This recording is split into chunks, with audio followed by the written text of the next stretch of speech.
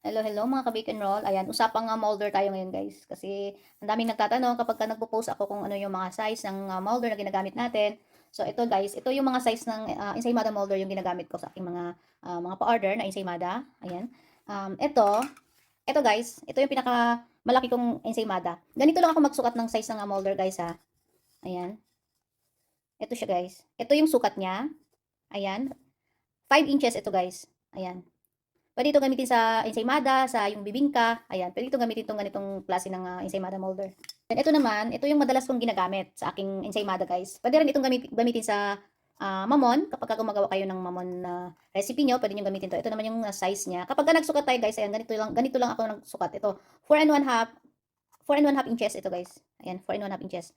Pwede rin ganito kayo magsukat. Ayan. Pwede rin ganito yung pagsukat nyo. Kapag sa likod naman, 6 inches siya. Ayan.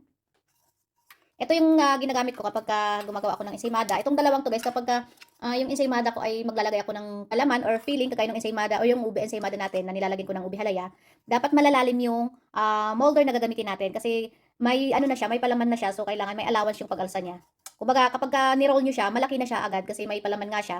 So, kailangan na medyo malalim yung gagamitin natin molder dito. Kagaya nito guys, ito yung ube ensaymada natin. Ito yung molder na ginamit ko dito.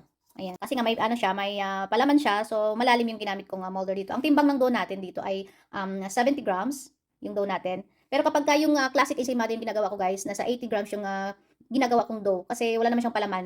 Pero kapag may palaman yung dough natin, nagbabawas ako ng mga 10 grams kasi nga may palaman siya. So, ayun, kailangan na sakto lang yung dough natin.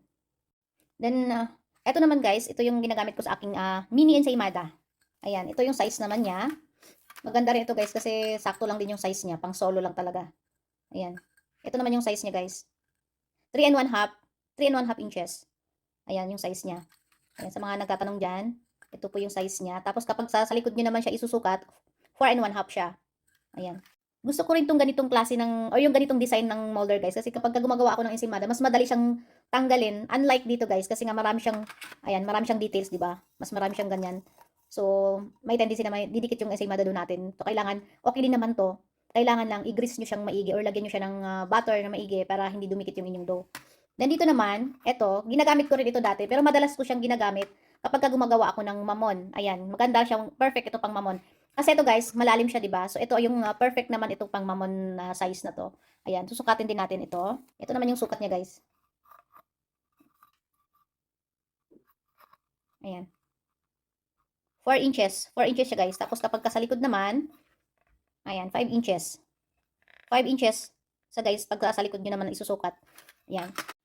Ito naman yung isang size ng molder natin. Ayan. Ito naman ay 4 inches. 4 inches siya, guys. Tapos sa likod naman ay 5 and 1 half. 5 and 1 half. Ay, hindi pa siya nakaabot ng 5. Hindi siya nakaabot ng 5 and 1 half guys. Hanggang dito lang siya. May sobrang dalawang guhit. Ayan. Yan yung size niya. Ayan, meron tayong mamon liner dito. Kapag gumagawa ako ng mamon guys, ayan, kailangan yung pinaka mamon liner ay nakalagpas dito sa pinaka molder. Ayan. Dito siya. Dapat nakalagpas siya kasi kapag umalsa siya, may tendency na aapaw yung pinaka butter mixture natin. So, didikit. Compare kapag ganito siya guys. Ayan, malinis yung molder natin. Pero, pwede rin siya dito sa ating isang size ng ensaymada, ayan, dalawa yung size ko. Itong dalawang to guys, ito yung pang mamon ko. Ayan, kapag gusto ko medyo mataas yung mamon ko, ito yung ginagamit ko guys. Ayan, kapag gusto ko naman yung sakto lang siya guys, yung medyo malapad siya na mababaw lang, ito yung ginagamit ko. Ayang molder. Pero dito guys, meron dito yung isang mamon liner dito na ito pwede rin ito pang bibingka na mamon liner. Ayan, pwede siyang pang bibingka, pwede rin siya. Yung design niya kasi, pang dito din na design, same sila. So, ayun lang. Ito naman yung ensaymada bites. Ito yung ginagamit ko, guys. Parang, hindi ko alam kung ito rin natin ginagamit ko sa yung mga macarons. Coconut macarons. Ayan. Hindi pa kasi ako nakagawa ng coconut macarons. At hindi ko nakita yung liner or yung molder ng coconut macarons. Ayan. 20 to 25 grams naman yung timbang ng dough na nilalagay ko dito para sa ating ensaymada bites. Then, ito pala, guys. Itong dalawang to, kasi nga medyo mababaw siya. Mababaw lang siya, guys. Ginagamit ko na ito kapag gumagawa ko ng yung buko pie o yung mini buko pie. Pwede rin yung mga tart shell na yung medyo malaki yung size kasi meron namang maliliit nito na na size pang tart talaga. Ito yung ginamit ko nung gumawa ako ng buko pie, at saka yung ube pie. Ayan, ito yung ginawa ko. Maganda rin siyang gamitin dito, guys. Then pag-uusapan naman natin ngayon yung timbang ng dough na dapat ilagay natin dito sa ating mga molder. Ayan, umpisahan natin dito sa aking mini size na molder.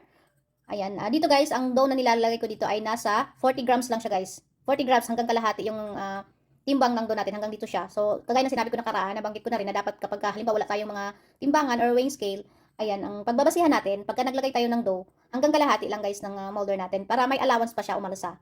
Then, dito naman sa ating isang molder, ito yung pangbibingka. Pero bihira ko lang kasi itong ginagamit guys. Ito talaga yung palagi kong ginagamit sa aking standard size na ensaymada. Ito naman ay, ang nilalagay kong timbang dito, ng pagka-classic, yung walang palaman guys, ay 80 grams. Ayan, 80 grams yung nilalagay ko dito guys, na timbang ng dough. Basta 75 to 80 grams lang siya guys, kasya dito.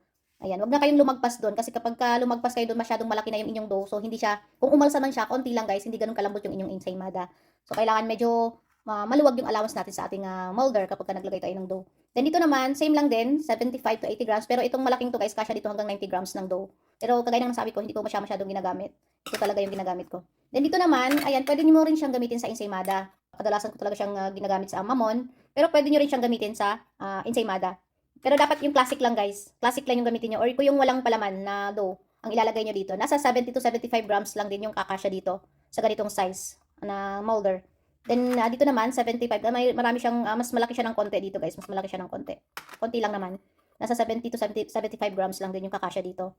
Ako kasi, guys, gusto ko yung, yung ensaymada ko, yung parang, yung alsa niya, pataas, o yung parang medyo makapal siya na ensaymada. Nakikita nyo, medyo makapal siya. Gusto ko yung ensaymada ko ay mataas. Meron kasi ensaymada na yung shape niya ay palapad, o yung hugis niya ay palapad, yung palapad. Ako gusto ko yung medyo mataas yung ensaymada ko, kasi mas maganda siya tingnan, guys, kapag medyo mataas yung ensaymada natin. Sinabi kong palapad guys, ito yung palapad guys kasi dito tayo magbe-base sa pinaka bottom part. Ito kasi guys, ayan, pag isukat natin, nasa 2 and 1/2 inches lang siya guys. Compare dito, kapag isukat natin siya, ayan, nasa 3 inches siya. Ayan. Mas malapad ito yung bottom part niya. Tapos ito naman, medyo maliit siya, pero makapal siya. So, yung alsa nito guys, pataas. Ito naman, palapad naman yung alsa niya kasi mas malapad yung bottom part niya. So, ayan, gets nyo guys. Kaya nang sabi ko kanina, kapag may palaman kayong ilalagay sa inyong ensaymada, kahit anong flavor man yan, kailangan medyo malalim yung ensaymada na gagamitin natin or yung ensaymada molder na gagamitin natin. Kagaya nito, malalim siya guys. Ayan, compare nyo naman siya. Ayan, malalim talaga siya guys. Medyo malalim ito. At saka ito, pwede nyo rin gamitin ito kasi malalim din siya. Ayan, nakikita nyo naman yung difference or yung kaibahan ng size nila guys. Ayan. Ito yung mini size, ito yung parang mas malaki siya ng konti sa pinaka-standard size ko ng ensaymada. So, ayan. Then dito, kagaya na sinabi ko, pwede pa rin ensaymada doon ilagay dito or yung classic ensaymada pero dapat yung walang palaman kasi mababaw lang siya guys. Ito yung mga ensaymada yung parang palapad na ensaymada. Hindi siya pataas, hindi kagaya nito. Check natin yung lalim niya. Ayan, 1 and 1/2 inches. Yung lalim niya guys. Ayan, 1 and 1/2 inches. So, dapat ganyan yung lalim ng ensaymada molder natin na gagamitin. Hindi ko alam dun sa iba, may iba ata. Basta iba-iba naman kasi yung size ng molder guys, iba-iba yung lalim. Basta depende na sa inyo. Basta ako, ito yung ginagamit ko, yung mga ganitong lalim ng ensaymada molder. Ayan. Para mas malaki yung allowance ng alsa natin, ng ensaymada. Mas malambot. Syempre kapag maganda yung alsa ng ensaymada natin, yung saktong alsa, mas malambot yung ating ensaymada. So, ayun lang for today's video. Sana may natutunan kayong bago ngayon dito sa ating ginawang video. At kung may mga tanong pa kayo guys, ayan, pwede kayong mag-comment sa baba para sasagutin natin yan kapag hindi tayo busy. Ayan.